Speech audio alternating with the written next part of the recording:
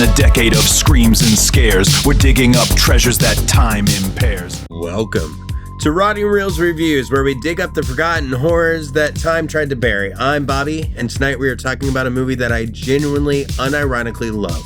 The 1986 sci-fi horror classic, Critters.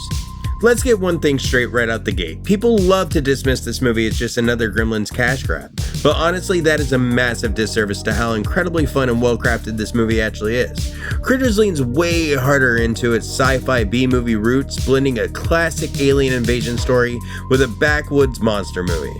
It knows exactly what it is and doesn't waste a single second of its runtime.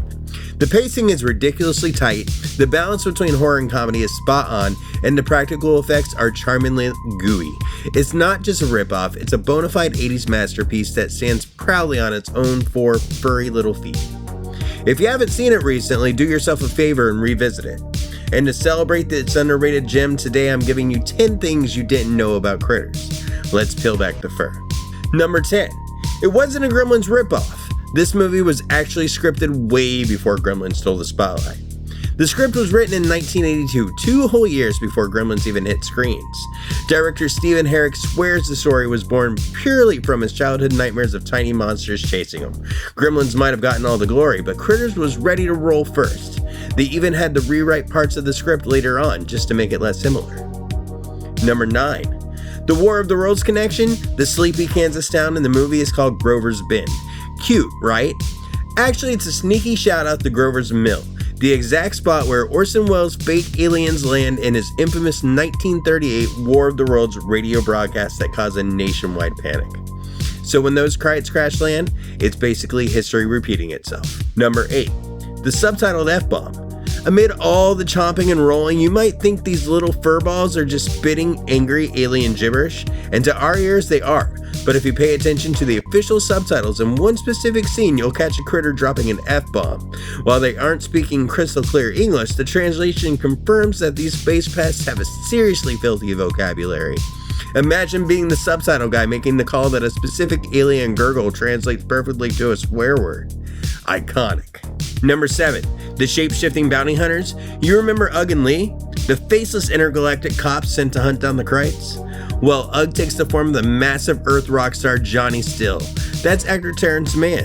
But here's the kicker. Mann didn't just act the part.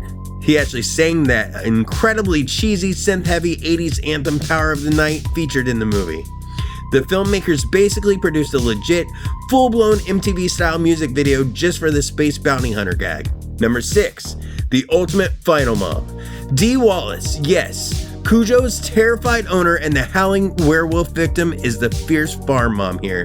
She basically cemented her status as the ultimate 80s horror mom. If your kid is in danger from monsters, call Dee.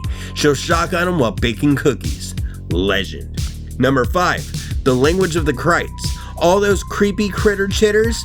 Voice acting legend Corey Burton invented their entire language by mixing French and Japanese. So when they're snarling at each other, it's basically a highly cultured international threat wrapped in a hairball. Number 4.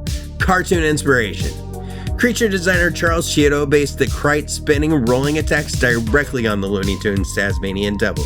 Yep, your favorite childhood cartoon tornado was transformed into a bloodthirsty space gremlin. Number 3. Zero CGI. All puppets, animatronics, and poor puppeteers crammed under floorboards, making these things roll, bite, and explode. It's pure 80s monster magic. Sweat, strings, and a whole lot of don't break the fur energy.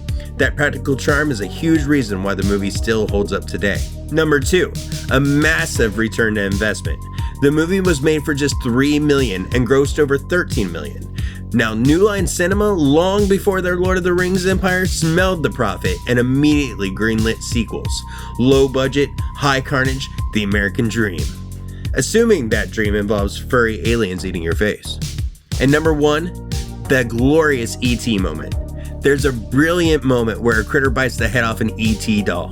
Dee Wallace famously starred as the mom in both E.T. and Critters, so the evil aliens literally ate her other kids' friendly alien toy.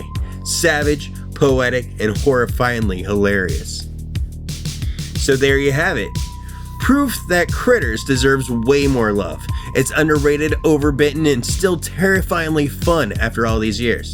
If you share my love for these little furballs, smash that like button, subscribe to Rotting Reels for more buried horror gems, honest reviews, and secrets. And comment below, what's your favorite underrated creature feature? Critters 2? Ghoulies?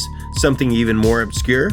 Until next time, keep your barns locked, your shotguns loaded, and your reels rotting. Sweet screams.